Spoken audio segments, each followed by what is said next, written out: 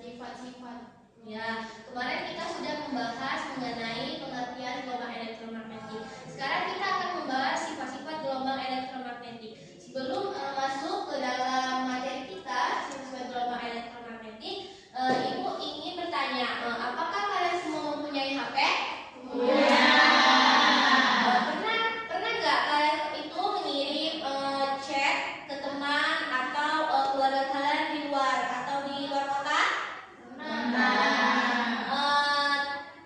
Kita tahu bahwasanya kita mengirim chat itu tidak membutuhkan waktu lama, langsung sampai kepada orang luar kota kan? Nah, coba Ibu minta kalian diskusikan mengapa hal itu bisa terjadi dengan teman-teman kalian.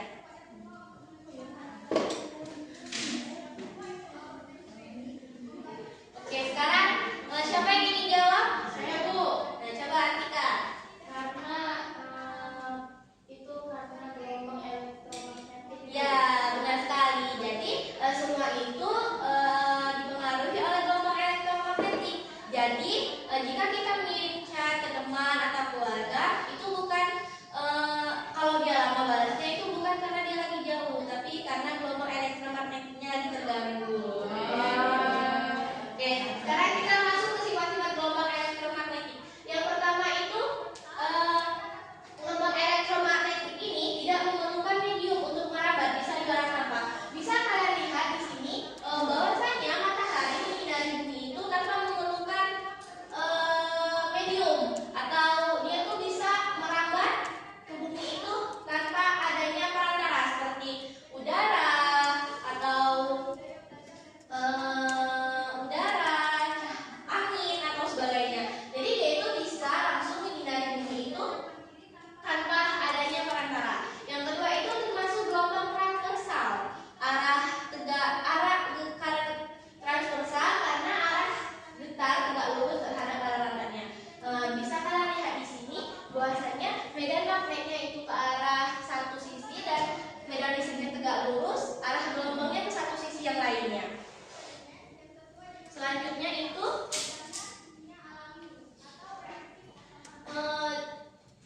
gelombang elektromagnetik ini dapat dibiaskan. Bisa kalian lihat di sini, ketika kita mengisi air lalu kita memasukkan pensil ke dalamnya, itu seperti melihatnya agak bengkok. Nah, itulah yang dikatakan dia dapat dibiaskan. Seperti itulah gelombang elektromagnetik. Di sebelahnya itu dapat dipolarisasi. Kalian pernah memakai kacamata Polaroid? Nah, jadi ketika kalian memakai kacamata Polaroid, itu sinar matahari yang masuk ke dalam mata kita, karena kalau kita memakai kacamata Polaroid itu akan dihalangi oleh kacanya, dan kita yang memakainya itu akan melihat kacanya itu seperti agak sedikit gelap. Nah, itu manfaatnya untuk menghalangi langsung matahari itu menyinari mata kita agar kita tidak silau. Itu yang pertama ya. Yang keduanya supaya mata kita itu tidak mudah rusak kalau kita memakai kacamata Polaroid. Selanjutnya itu dapat dipantulkan. Pernah nggak sih kalian itu misal nih kesenter dengan kaca? Pernah nggak?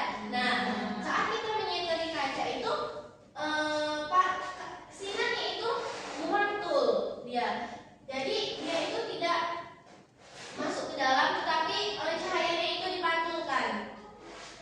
Lalu selanjutnya itu ada kecepatannya di ruang hampa sama seperti dengan kecepatan cahaya. Nah, kecepatan cahaya itu adalah 3 kali 10⁻⁸ meter per sekon di ruang hampa. Nah, di sini ada penguatan frekuensi dan panjang gelombang.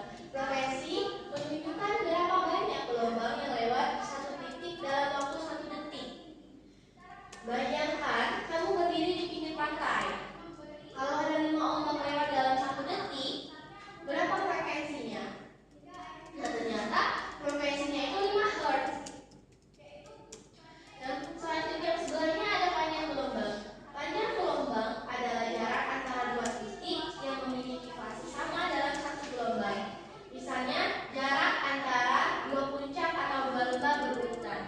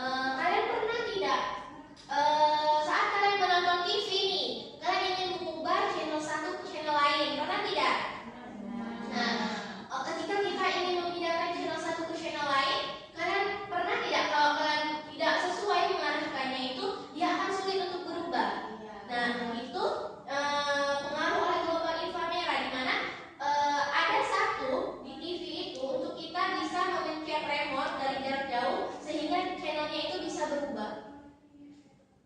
Nah, di sini ada video, silakan ditonton.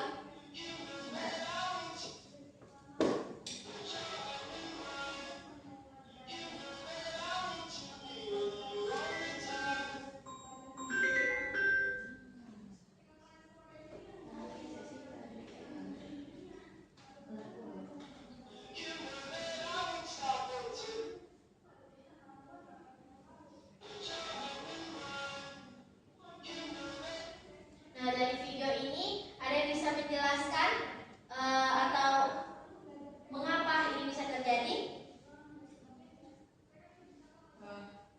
Bu, Ya, coba dia. itu kan dari titik awalnya itu kan arusnya itu seperti kuat kan Ibu. Nah terus semakin arusnya itu menjauh, dia semakin melemah. Itu kenapa ya Bu? Ya, jawabannya kita tampung dulu. Nanti Ibu jawab di minggu depan. Dan minggu ini Bu rasa cukup untuk pertemuan hari ini.